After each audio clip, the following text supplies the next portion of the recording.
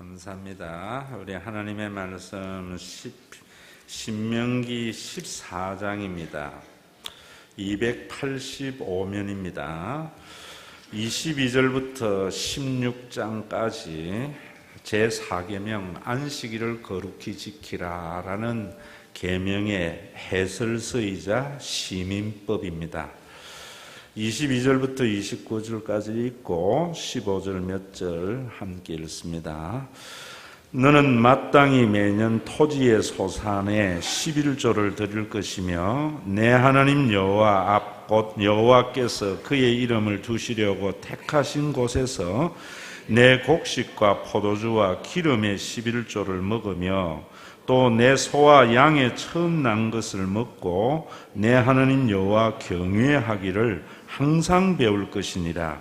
그러나 내 하나님 여호와께서 자기의 이름을 두시려고 택하신 곳이 내게서 너무 멀고 행로가 어려워서 내 하나님 여호와께서 그 풍부히 주신 것을 가지고 갈 수 없거든 그것을 돈으로 바꾸어 그 돈을 싸가지고 내 하나님 여호와께서 택하신 곳으로 가서 내 마음에 원하는 모든 것을 그 돈으로 사되 소나 양이나 포도주나 독주 등 내 마음에 원하는 모든 것을 구하고 거기 내 하나님 여호와 앞에서 너와 내 권속이 함께 먹고 즐거워할 것이며 내 성읍에 거주하는 레위인은 너희 중에 분깃이나 기업이 없는 자이니 또한 저버리지 말지니라. 매 3년 끝에 그해 소산의 10분의 1을 다 내어 내 성읍에 저축하여 너희 중에 분깃이나 기업이 없는 레위인과 내 성중에 거류하는 객과 및 고아와 과부들이 와서 먹고 배부르게 하라. 그리하면 내 하나님 여호와께서 내 손으로 하는 범사에 내게 복을 주시리라. 그 밑에 15장 4절 5절 같이 읽습니다. 내가 만일 내 하나님 여호와의 말씀만 듣고 내가 오늘 내게 내리는 그 명령을 다 지켜 행하면 내 하나님 여호와께서 내게 기업으로 주신 땅에서 내가 반드시 복을 받으리니 너희 중에 가난한 자가 없으리라. 9절 한 절만 더 읽습니다.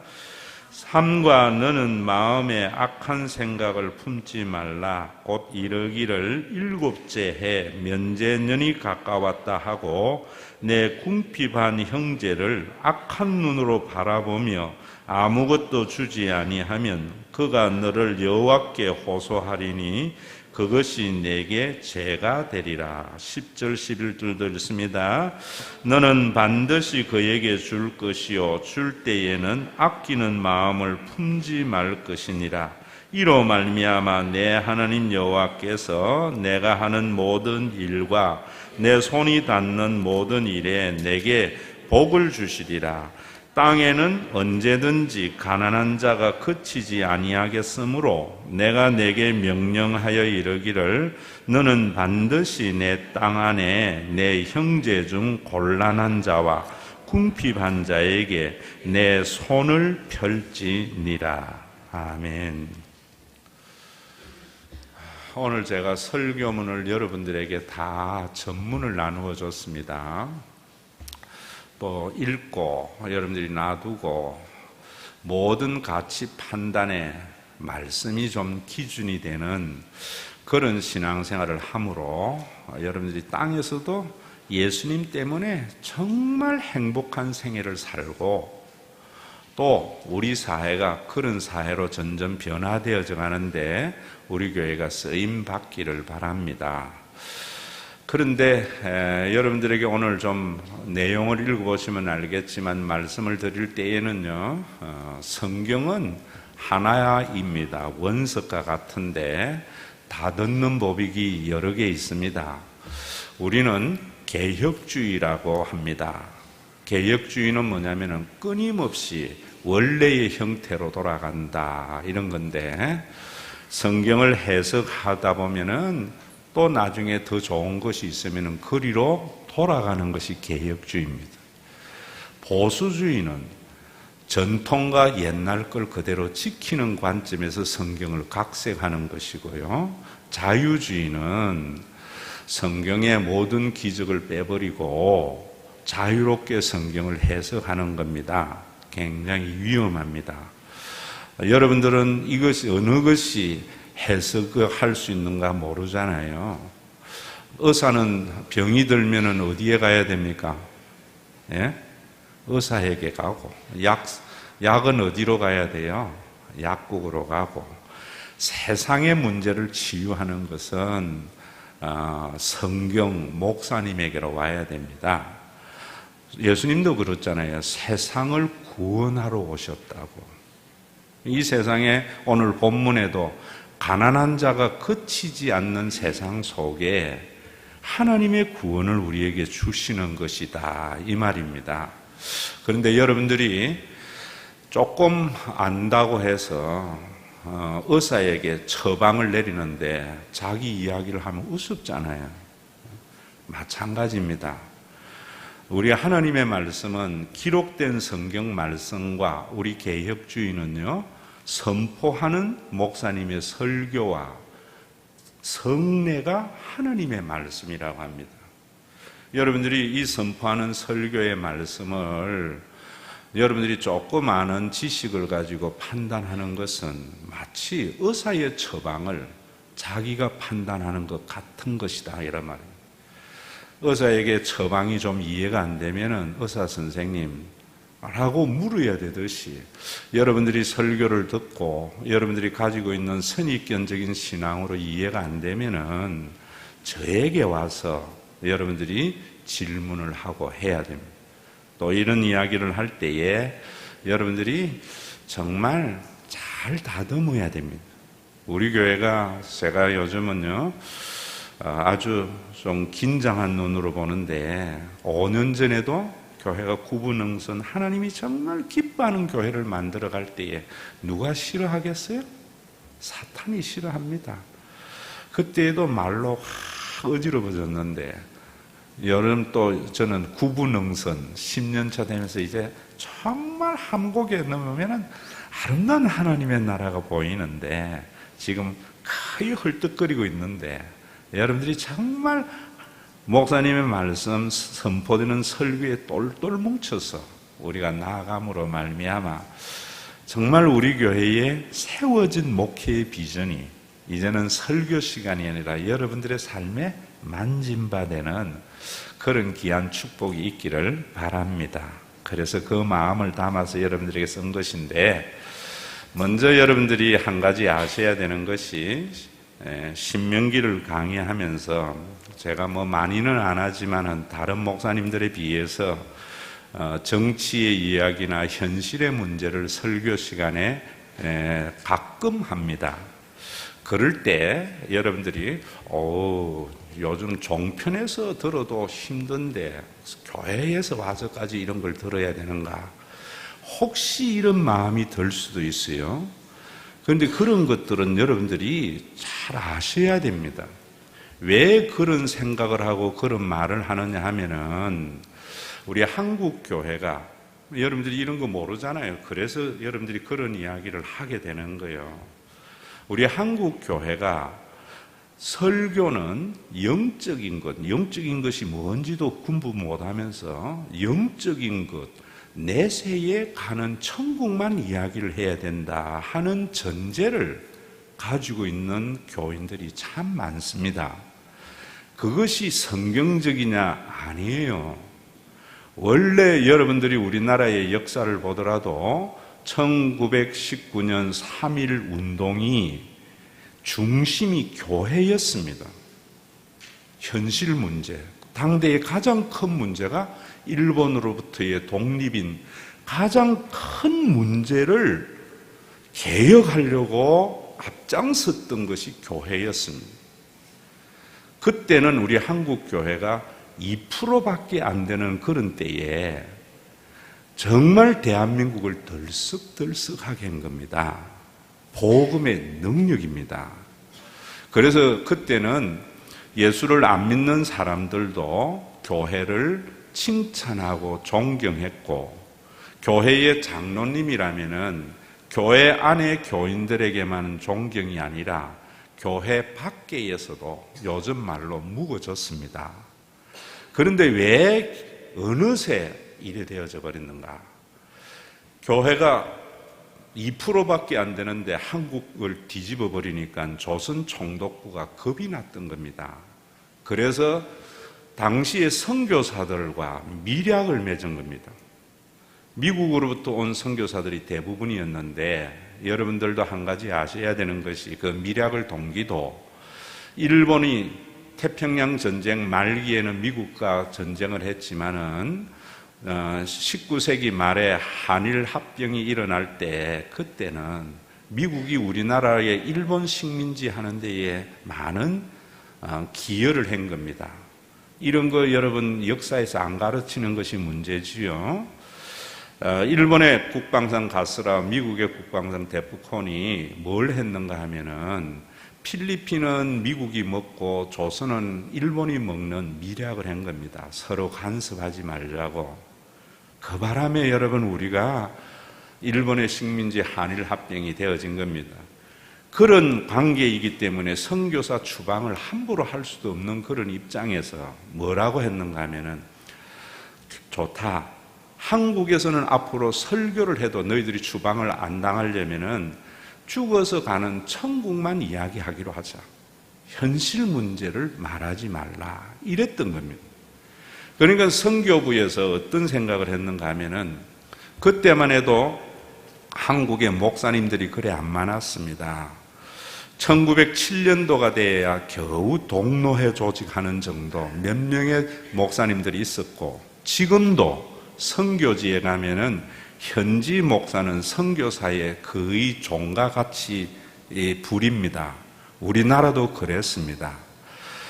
그래서 뭣도 모르는 이런 새싹과 같은 한국 교회를 놔두고 철수를 한다는 것은 정말 이제는 가피어난 한국 교회를 짓밟는 것이 되기 때문에 그 사실을 받아들인 겁니다.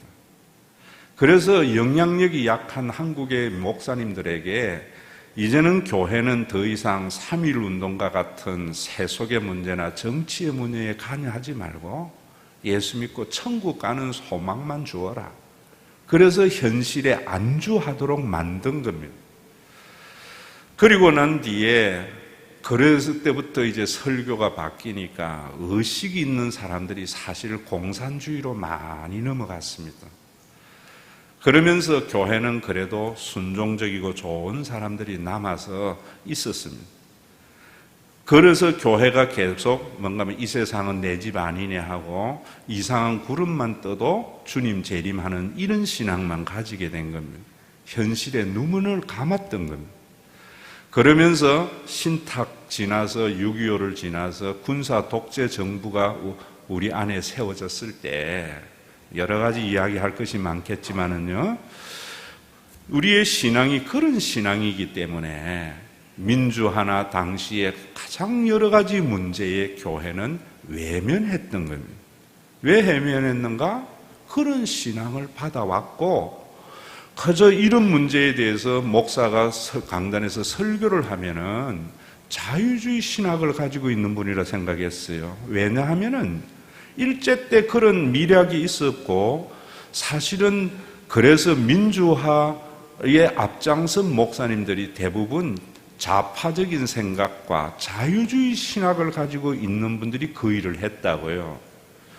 그러니까 이 사람들이 성경에 의해서 올바른 판단을 하면서 민주화를 가르쳐 줘야 되는데 좌파적인 입장에서 하다 보니까 그건 나쁜 것이구나 이렇게 생각했는 거예요. 그런 것들을 할 때에 얼마나 성경적인가 하는 것을 가지고 이야기를 해야 됩니다. 목사님이 강단에서 설교를 하실 때 현실 정치나 어떤 문제를 이야기할 때에 성경에 의해서 비판을 하면서 교인들에게 올바로 가르쳐 주는 것은 선지자 소명에 굉장히 중요한데, 어느 정파의 편을 드는 것은 잘못된 겁니다. 실제로 서울 어떤 교회는 대표적으로 우파의 교회가 있고 또 그곳에 가면 또 한 교회는 좌파의 교회도 있습니다. 그러면 안 돼요. 모든 것은 우리가 뭐로 해야 되는 거면 성경으로 비판을 함으로 점점 하나님의 나라가 우리 가운데 확대되도록 하는 것이 목사님이나 여러분들이 세상에 가져야 할 선지자적 소명이라는 겁니다. 지금도 여러분 우리 한국 교회가 상당히 위축이 되어져 가는 것은 내세 지향적인 신앙과 또 이분법적 영적인 신앙은 개혁 교회보다 기존 교회보다 이단이 훨씬 강하거든요. 그래서 영적인 것, 잘못된 이분법과 내세 신앙을 강조하는 그런 것에 아주 집착하는 사람들은 이단에 넘어가 버리고, 그래서 한국 교회가 800만 명 가운데 200만 명이 이단이라는 통계도 나와 있습니다. 또 의식 있는 젊은 친구들은 세상은 지금 21세기인데 교회 와서 설교를 들으니까 1세기와 BC 14세기 청동기 시대의 이야기만 목사님이 해서 하니까 들을 가치를 못 느끼는 겁니다, 여러분. 하나님은 살아계신 하나님이고 하나님은 현재의 하나님이에요. 그 당시 쓰여졌던 그 말씀도 오늘날 이 시대에 어떻게 그 하나님의 말씀을 재현해내는가 하는 것이 선지자적 소명이고 목사의 중요한 부름이라는 말입니다.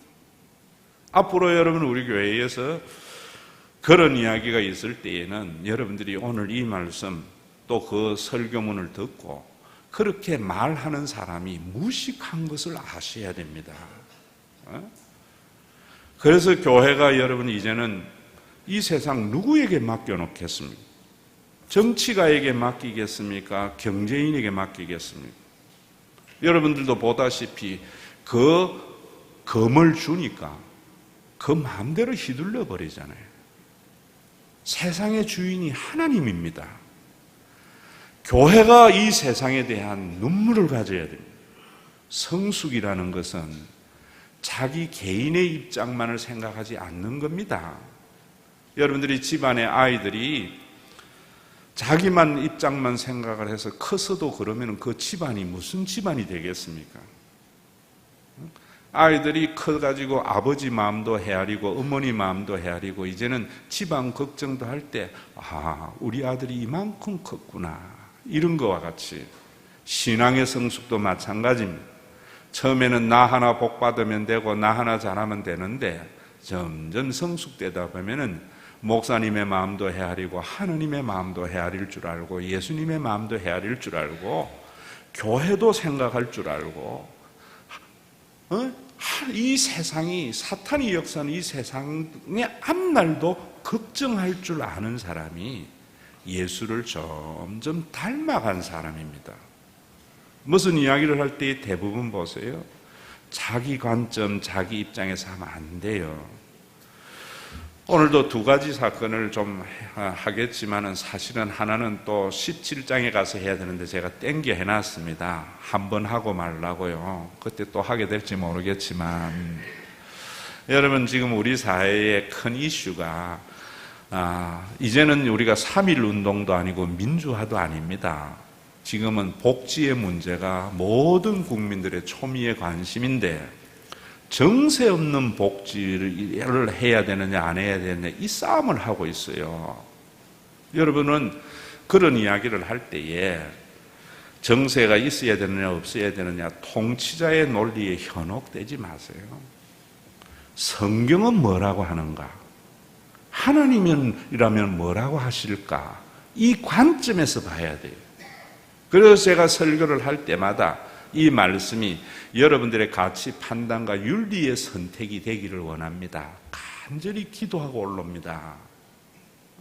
그런데 말씀은 말씀이고 판단은 판단대로 가버리니까 빛이 되지 못하는 겁니다. 여러분 정세 없는 복지냐? 저는 우리나라 종편이 굉장히 잘못하고 있다고 생각합니다. 백성들을 호도하고 있어요. 무슨 사건이 하나 생기면 세월호 사건 왜? 왜 호도하는가 하면은 거기에 패널들이 대부분 변호사입니다. 아니면 정치학자들. 여러분, 우리 솔직히 이야기하자면 좋은 변호사들 많습니다만은 대부분 고시 공부를 시작하는 사람들이 출세지향적입니다. 그렇기 때문에 통치자에게 잘 보여서 한 자리 얻으려고 하는 기본적인 마인드가 있는 사람들입니다. 그 사람들이 세상을 뭐 압니까? 법만 알지요.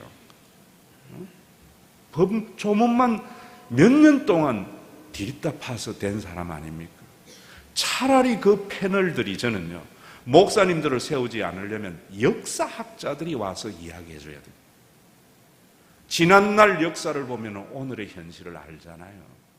그런데 제가 볼 때에는 종편의 패널 중에 역사학자가 한 번도 선 적이 없어요. 왜? 여론을 구미에 맞게 이끌어가려고 합니다. 정세 없는 복지도 여러분 어떤 관점에서, 세상이 말하는 관점에서는 언제나 대립이 있습니다. 어디에서 보느냐에 따라서. 그런데 진리인 성경은 절대 진리이기 때문에 논쟁이 있을 수 없습니다.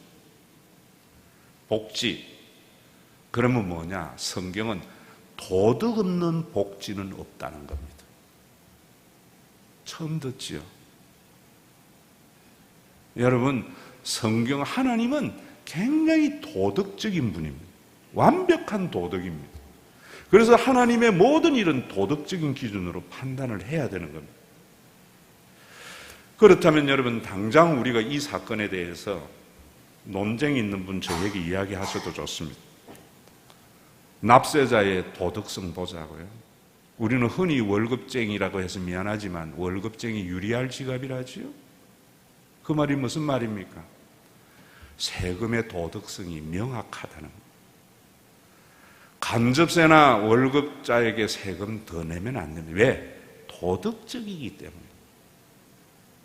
우리나라는 사업소득자의 소득이 불투명하다는 반증이기도 합니다. 그 말은. 그러면 우리나라가 사업자의 소득이 명쾌해야 복지가 가능하다. 성경은 그렇게 말하는 겁니다. 그럼 사업자 중에서도 소상공인들, 저도 가끔 친구들하고 이야기도 하고 교제를 가지는 이유는 세상을 알기 위해서입니다. 얼마 전에 놀부보쌈을 하는 친구하고 밥을 먹는데 제가 정말 눈물이 날 정도더라고요. 왜냐하면은 그 프랜차이즈라는 것이 이익이요, 결코 본사에서 많이 안 주더라고. 그런데 그 안 주는 데에서 또 세금마저 가져가니까 얼마나 집세까지 내는 게 힘들다는 거예요. 그런데 자기가 요렇게 해서 절세를 좀 했는데, 죄송합니다, 세무쟁이가 본사에게 식자재 대주는 재료의 원가를 해가지고 그 세금을 밝혀가지고 자기에게 매겨가지고 지금 고민이 하더라고요. 그러면서도요, 화를 내야 되는데 뭐라고 이야기하는가 하면은, 그래도 내가 또 다른 방법이 있지 않으면 너무 좋아하더라고요. 어째 이런 사람을 우리가요, 탈세니 절세한다고 뭐라 할 수 있겠습니까? 그러나 오늘날 여러분 경남기업이나 이런 기업들 한번 보세요. 얼마나 비도덕적입니다. 당연히 우리나라의 복지는 여러분 법인세를 몇 프로 올려야 된다, 이명박 전에 올려야 된다, 그런 거 상관없습니다. 안 올려도 됩니다. 기업인들의 세금에 대한 도덕성, 그들 누가 고양이 목에 방울 걸겠습니까? 대통령이 걸겠습니까? 국회의원이 걸겠습니까? 목사가 걸어야죠. 강남의 어떤 교회는 한국교회의 국회의원의 10분의 1이 다니는 교회도 있습니다. 돌아가신 목사님이 새로운 목사님에게, 우리 교회가 강남 한복판에 있지만은 가난한 자의 대변자가 돼야지 있는 자와 결탁해서는 안 된다고 눈물로 이야기했던 것이 있습니다. 여러분, 교회가 깨어나야 됩니다. 목사님이 깨어나야 됩니다. 어느 정파의 편을 드는 것이 아닙니다. 하나님은 청동기 시절 BC 1400년대의 하나님이 아니라고요. 그때의 하나님이 오늘의 하나님이라고요. 오늘의 하나님. 여러분, 납세자의 도덕성이 회복돼야 복지도 되지만 집행자의 도덕성도 회복해야 됩니다. 국회의원들의 도덕성이 없이는 결코 이 나라의 복지 기대하기 힘듭니다. 잘 아시잖아요. 로비를 통해서 법이 제정된다는 것. 우리 교회도 있는데 다 그런 거 아니죠. 억울한 사람 많습니다. 어린이집을 운영하면서도. 그런데 정당하면 CCTV 다는 거 겁낼 거 없잖아요. 로비로서 그 법 무산됐습니다. 전 그거 보면서 국회의원들이 자기 손자들은 CCTV 없어도 되는 어린이집 보냅니다. 정말 가서 물론 100에 하나 1000에 하나 나쁜 사업적으로 어린이집을 운영하는 그런 집에 가서 맞은 아이가 내 손자라고 내 자식이라고 생각해 보세요. 거기에 그 법 반대하겠습니까? 그래서 여러분, 성경 구원은 영원한 가족의 관점에서 보라고 하는 겁니다. 여러분, 오늘도 세상을 누구에게 맡기겠습니까? 누가 교인들을 깨우치겠습니까? 앞으로 여러분 목사님이 현실 정치나 세상 이야기 한다 하지 마세요. 성경적으로 깨우쳐줘야 되고 바르게 가게 해야 돼요. 이완구 총리의 사건도 17장에 분명히 그때 더 명쾌하게 하겠지만, 여러분, 그가 3천만 원 받았느니 안 받았느니, 그가 거짓말을 했느니 아니니, 그거는요 관점에 따라서 논쟁이 일어나는 겁니다. 성경은 모든 사람이 악하고 이기적이라고 해요. 그래서 제가 여러분들에게 이야기하잖아요. 단체 사진 찍으면은 자기 얼굴 제일 먼저 보이고, 아무리 사진 잘 나와도 자기 눈 감아서는 사진 베린 것이 인간입니다. 사람은 자기중심적입니다. 얼마나 우리의 판단이 왜곡되어져 있습니까?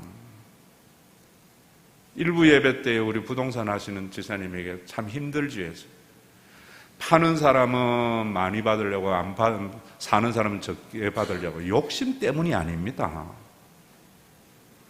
인간은요, 하나님 떠나면서 왜곡이 일어난 거예요. 그래서 자기가 소유한 것에는 가치를 부여하고 남이 소유한 것은 가치를 부여하지 않는 게 이기적인 인간의 속성입니다. 성령 받으면은 그런 것이 없이 객관적이 되는 거예요. 여러분, 집을 그렇게도 깎으려고 했던 사람이 그 다음에 사자마자 팔려고 할 때는요, 뭡니까? 자기 집 가치는 귀하다고 더 받으려고 하는 겁니다. 얼마나 웃기는 이야기입니까? 내 자식은 내 소유이기 때문에 귀하게 보이고 가치를 부여하고, 남의 자식은 적게 가치를 부여하는 것이 세상이고 죄인의 모습입니다.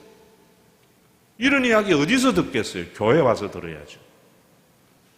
하나님 믿으면은 제가 이야기하잖아요.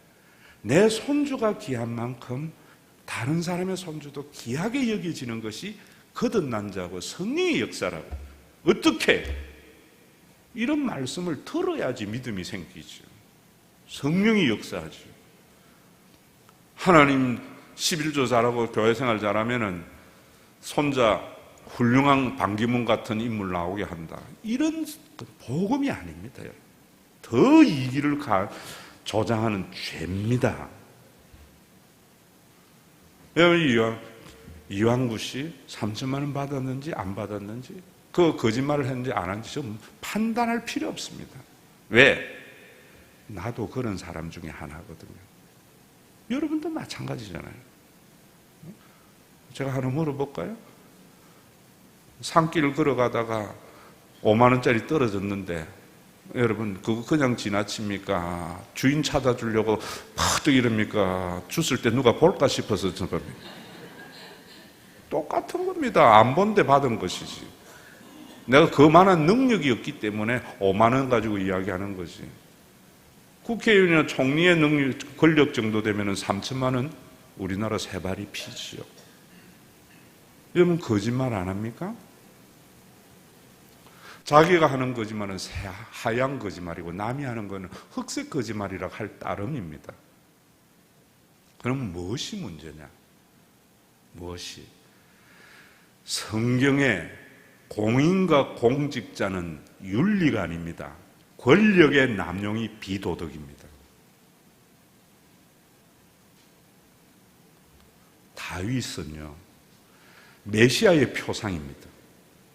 다윗이 어떻게 그렇게 윤리적인 사람이라 할 수 있습니까? 그런데 다윗은 하나님의 마음에 합한 자가 된 것은 왕의 권력, 공적인 권력을 사적으로 한 번도 사용하지 않았습니다.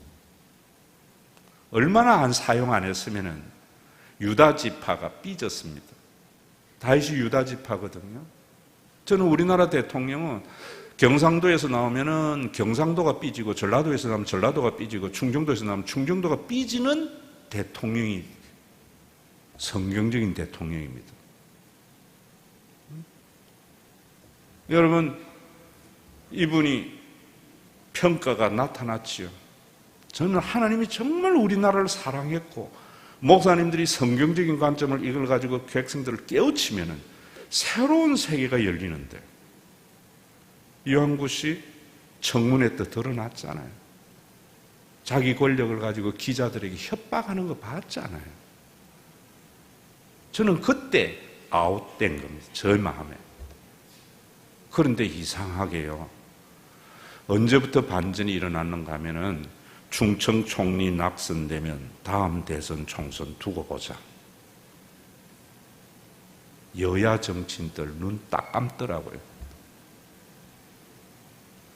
국민들도 반성해야 됩니다. 인간의 집단 이익을 이용해서 야욕을 채우려고 하는 자들이 하나님의 영이 없는 권력자입니다. 다윗은 내가 생각할 때에 아도니아가 왕이 되는 것이 당연하다 생각하고 그 반역을 눈 감았을 때 목사님이 와가지고 지금 뭐 하는 짓이냐고? 솔로몬을 세워야지. 두 말 안 하고 세웠습니다. 여러분, 권력은 하나님이 공직의 권력, 우리가 위임한 권력은 하나님이 위임한 권력입니다. 그 권력을 개인적으로 사용하는 것은 굉장한 비도덕입니다. 이런 판단 어디서 듣습니까? 지금도 우리는 반네 안 반네 종편은 이 논리만 해요. 여러분, 거제 해결해야 됩니다. 세금의 집행자의 우리 두 눈으로 보고 있잖아요. 용인 경전철. 성남이 왜 우리보다 복지가 뛰어나야 됩니까? 용인이 얼마나 큰데요. 왜 못합니까? 세금 집행의 비도덕성의 열매입니다. 나라 앞으로요, 정말 심각한 문제입니다. 복지는 법인세 몇 프로 올리고 이런 거 아닙니다. 도덕 속에 복지가 있는 것을 성경은 알아야 되는 겁니다. 교회도 마찬가지입니다. 오늘날 개교회주의는 집단 이익의 산물입니다. 집단 이기적인 사랑은 사탄의 사랑입니다. 나치즘이 그런 것이고 파시즘이 그런 것이고 지금 일본 아베 군국주의가 집단 이익입니다. 우리나라는 의사 안중근이라 하지만은 아베의 눈으로는 테러리스트입니다. 안중근은 세계 평화를 부르짖었던 사람입니다. 여러분, 오늘날 한국교회가 집단이기 때문에 사탄에 휘둘리는 겁니다. 혈연과 연고가 내 교회를 넘어서서 예수님이 이루신 그 구원을 이루려고 해야 돼요. 그럼 여러분들이 성경적으로 이 현실의 문제에 같이 판단이 있어야죠. 특히 오늘도 이왕구 사건을 보면서 욕하기 전에요, 그 사실을 밝히려고 하기 전에 경상도, 전라도, 충청도 회개하세요. 내가 먼저 얘기할게. 그래서 저는 강원도 사람이 참 좋습니다.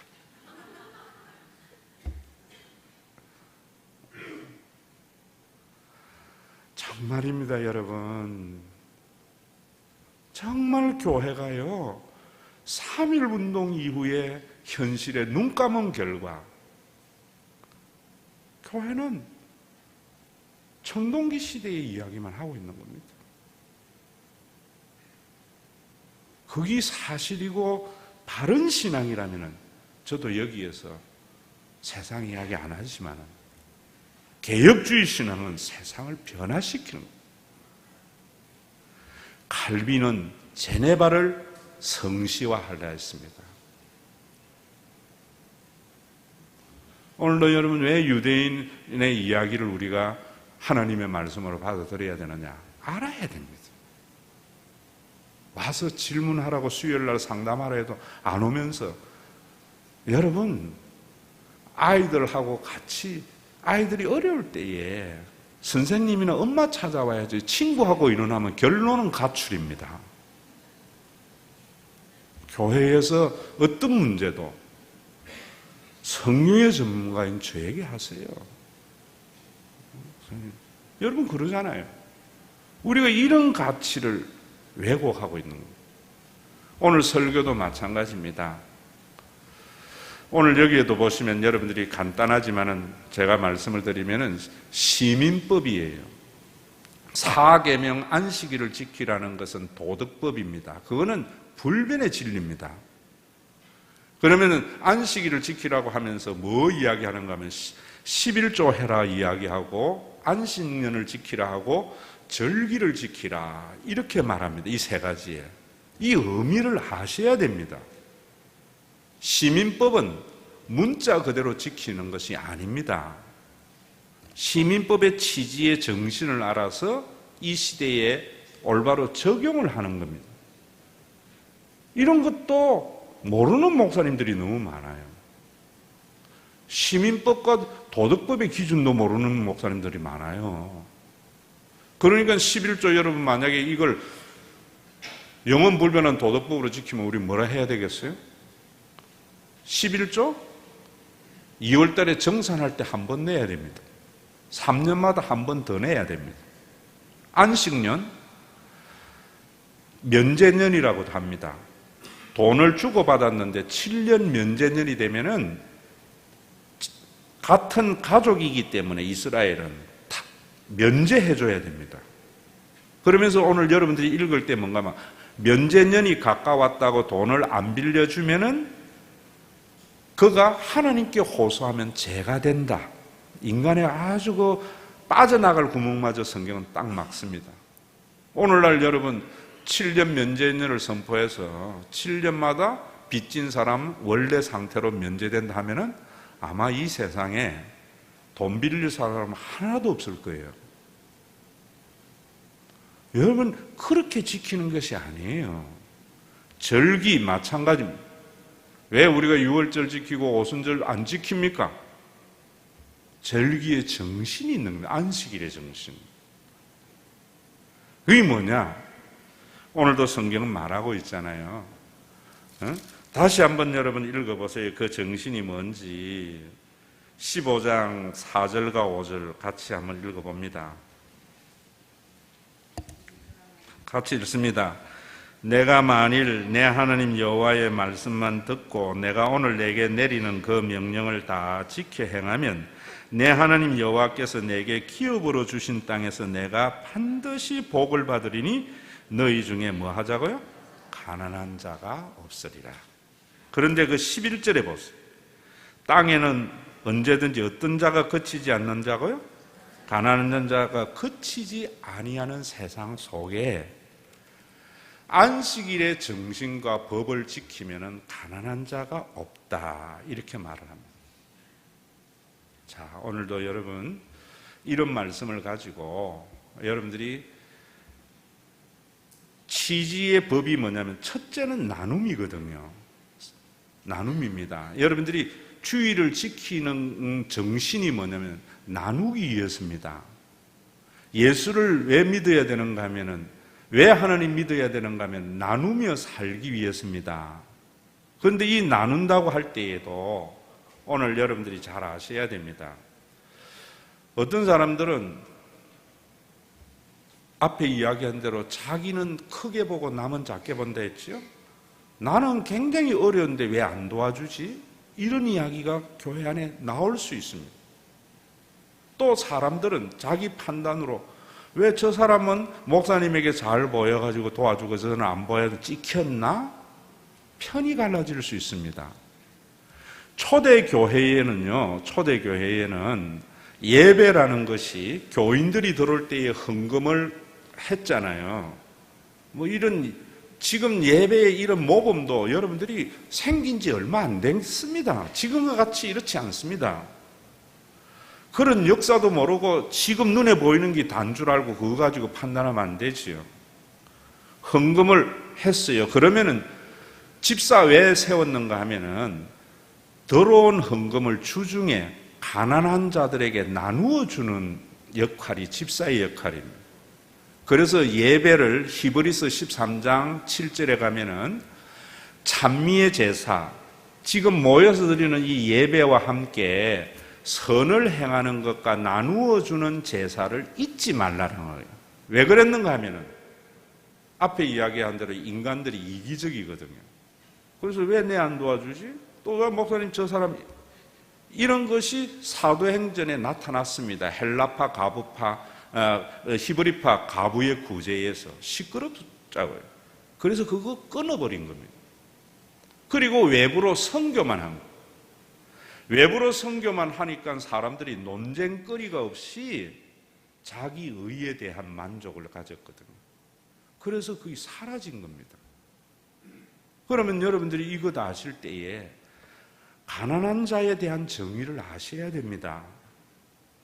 성경은 가난한 자가 어떤 자냐 하면은 신명기에도요, 가부와 고아와 기업이 없는 레위인과 그 다음에 객이라는 것은 이방인 중에 유대인이 된 기업이 없는 객입니다. 그리고 살다 보면은 자기 몸을 팔아서 종이 될 수밖에 없는 절박한 상황에 있는 사람이 있습니다. 이런 사람들이 가난한 사람이라는 거예요. 아시겠습니까? 자기가 맨날 일확천금을 꿈꾸고 이러면서 가난한 것은 그 사람은 가난한 사람이라 안 하는 겁니다. 그래서 데살로니가 후서 한번 찾아보세요. 데살로니가 후서 신약 성경 데살로니가 후서 3장을 찾아보세요.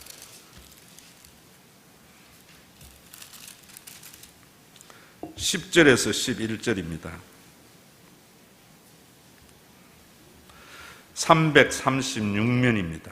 336면. 다 같이 읽습니다.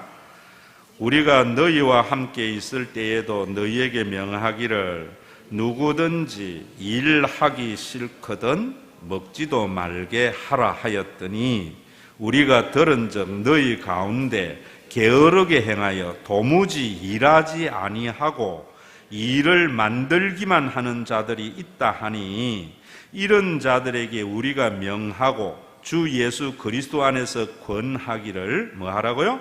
조용히 일하여 자기 양식을 먹어라. 조용히 뭡니까?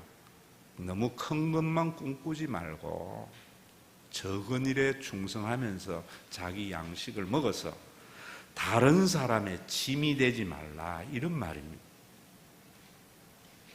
여러분, 이 기준을 누가 할 수 있습니까? 저를 믿고 따라오세요. 제가 대학교에 있을 때에 기업의 CEO 하던 분이 친구 보증서 가지고 나이 70에 부도난 분이 있었습니다. 제가 1년 동안 생활비를 대주니까 아유 목사님 이제부터 제가 뭐라도 하지요 하고 건물 주차 관리 일을 하더라고요.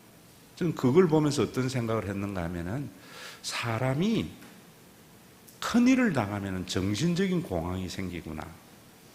이런 사람은 일을 하지 않아도 좀 도와줘서 일으켜 줄 수 있어야 됩니다.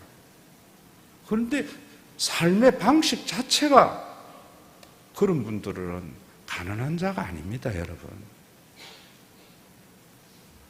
우리가 이 나눔이라는 것, 안식의 정신은 정말 몸을 팔아서라도 종이 될 수밖에 없는 자에게 나누어 주는 겁니다.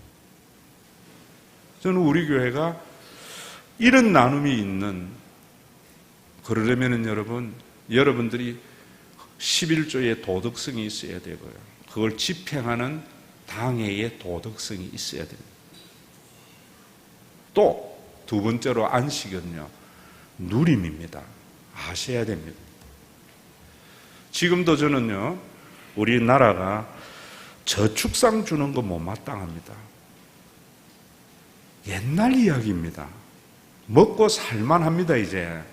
옛날에 자본이 없을 때는 저축이 미덕이었지만은 지금은 합리적인 소비가 미덕입니다. 나라가 살아나는 것은 합리적인 소비 속에 나라가 살아나지요. 근금 전략 속에 사는 게 아닙니다. 수요일 날 제가 이런 부분을 자세히 설명했는데, 오늘도 여러분 이 성경 말씀이 지금부터 2400년 전에는, 3400년 전에는 뭐 했는가 하면은 11조 1년에 한 번 내고 3년에 한 번 더 내고, 그리고 안식년이 되면은 여러분 종도 모든 재산 면제해주고, 종으로 팔렸던 자도 자유를 주고, 절기가 되면은 모든 가족들이 모여서 함께 축제를 하는 이 안식의 시행법은 오늘날 교회에서 여러분들 어떤 가치와 정신을 가져야 되는가 하면은 나눔과 누림을 위해서 살아가려고 하는 사람, 하나님이 살아계신 사람만이 그렇습니다. 우리는 많은 잘못 생각하고 있습니다.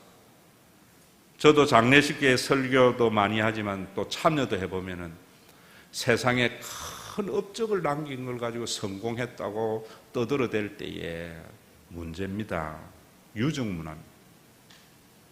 이번 주에 제가 국군 체육부대 20억 들여서 봉헌하는 예배에 제가 갔습니다. 저를 초청을 했어요. 그 교회 갔더니만 백석대학교에 김종욱 목사 기증해놨더라고, 머릿말에. 저 한 번도 그 교회의 주인 행사나 간섭한 적 없습니다. 백석대 2억 정도 들었는데 대학교회 당회에서 2천만 원 한다 해서 나머지요 정말 피 튀기면서 개인적으로 만들어서 그 교회 복정동에 있을 때 만들었더니만 그 교회가 저리로 옮겨가면서 20억이 된 겁니다. 여러분, 오늘도 우리 아셔야 됩니다. 하나님 앞에 갈 때 빈손으로 갈 수 있는 사람이 제일 성공한 사람입니다. 제일 성공한 사람. 여러분들이 빈손으로 하나님 앞에 갈 수 있도록 하나님은 공동체를 우리에게 허락해 주신 겁니다. 교회가 그런 제국주의 논리에 휘둘리는 세상, 국가를 향하여 영원한 가족의 공동체의 모습을 통해서 부끄럽게 해야 됩니다. 이전의 교회는 교회에 안 다니는 사람도, 여러분 오늘날 한국의 시골에 가보면은 교회 안 다니는 사람도 자기 동네 교회 들어오는 것이 좋다고 텃밭 내줬던 교회가 얼마나 많은지 모릅니다. 옛날의 장로님들은 세상 밖에 있는 사람들도 장로라 하면은 인정받았습니다. 지금은 어떻습니까? 세상의 빛의 교회가 우리 동백이 한 기퉁이 있으면서 회복하려면 여러분들이 정말 예수님 때문에 각자 행복한 삶을 회복해야 돼요. 그래서 금년에 너는 행복한 자로다. 너와 같이 구원을 얻은 자가 누구냐? 이 마음이 여러분들에게 좀 전달되어지고, 이제 우리가 구분응선 넘어서 한 말만 건너면 보이는 것이 있습니다. 서로 말 조심하면서 이 말씀이 모든 가치의 판단이 되어져서 앞으로는 더 이상 잘못된 말들이 교회를 어지럽지 않도록 해나감으로 정말 내년에는 무엇은 표를 하나님이 주실 것인지 기대할 수 있는 귀한 주일이 되기를 주의 이름으로 축원합니다. 오늘 예배도 고통당하는 세상을 보며 흘리는 하나님의 눈물이 보여지게 하심을 감사합니다.